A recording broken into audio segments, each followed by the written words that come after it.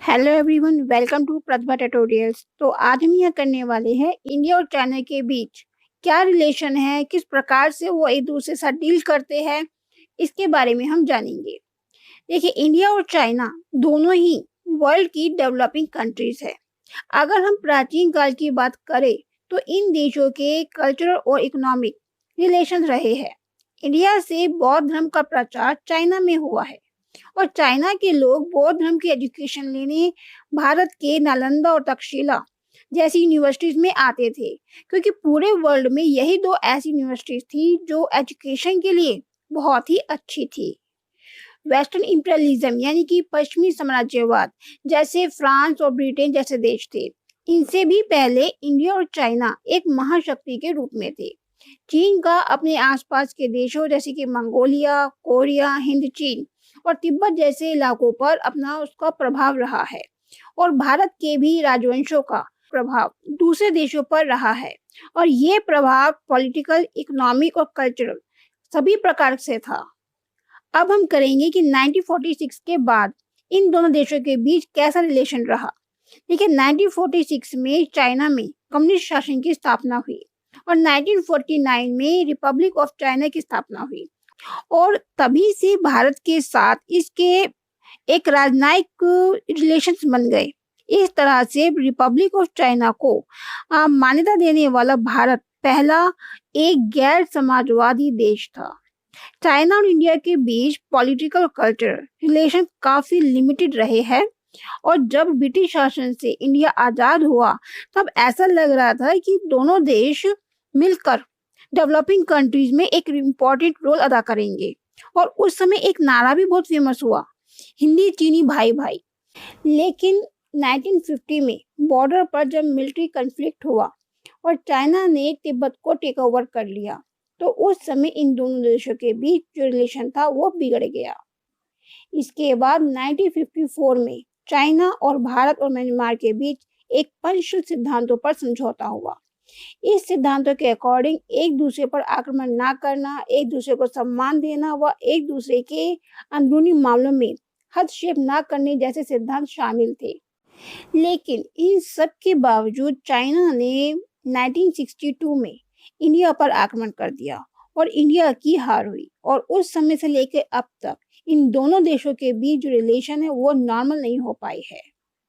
1976 तक इंडिया और चाइना दोनों देशों के बीच डिप्लोमेटिक रिलेशन खत्म ही रहे, लेकिन धीरे धीरे इनके बीच रिलेशन में सुधार हुआ।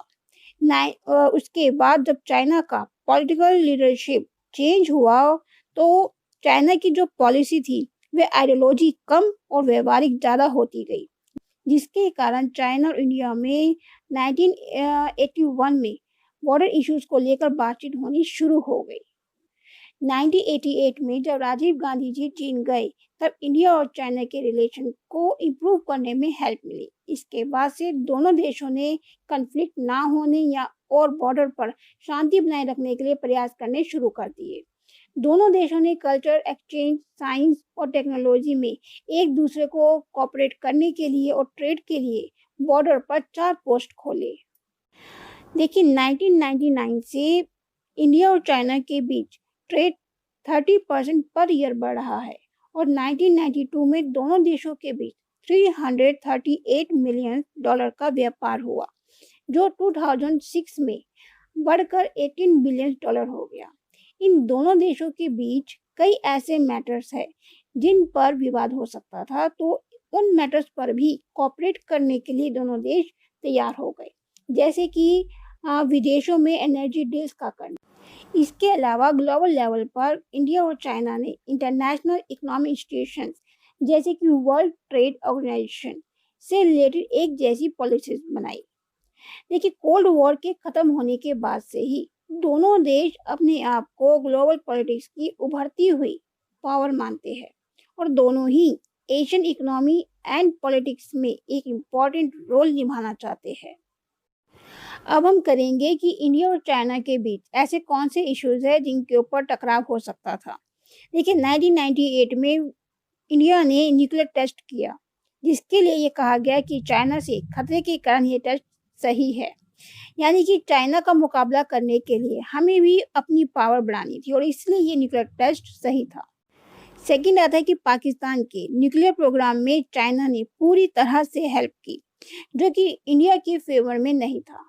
तीसरा, बांग्लादेश व म्यांमार से चाइना के मिलिट्री रिलेशन है और इन रिलेशन को साउथ एशिया में इंडिया के हितों के अगेंस्ट माना जाता है।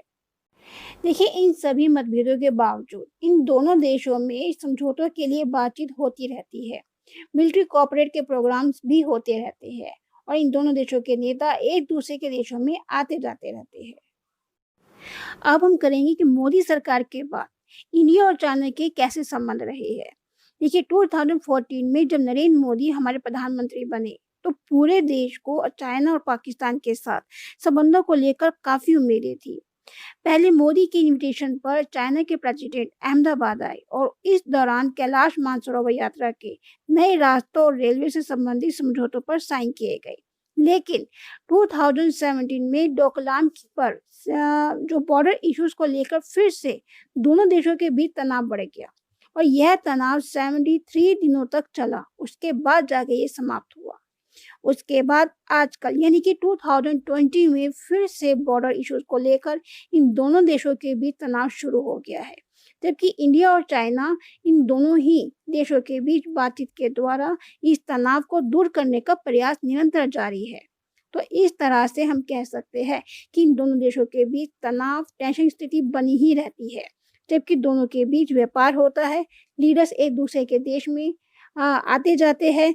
लेकिन जब चाइना अपना प्रभाव जमाने की कोशिश करता है या अपने आप को ज़्यादा पावरफुल दिखाने की कोशिश करता है, तब ऐसी टेंशन की स्थिति उत्पन्न हो जाती है।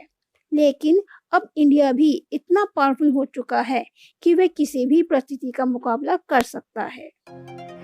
देखिए, अगर आपको मेरा ये वीडियो अच्छा लगा हो तो आप इसको लाइक जरूर कीजिए और इस चैनल को सब्सक्राइब कर लीजिए ताकि आने वाले वीडियोस आप तक पहुंच सके।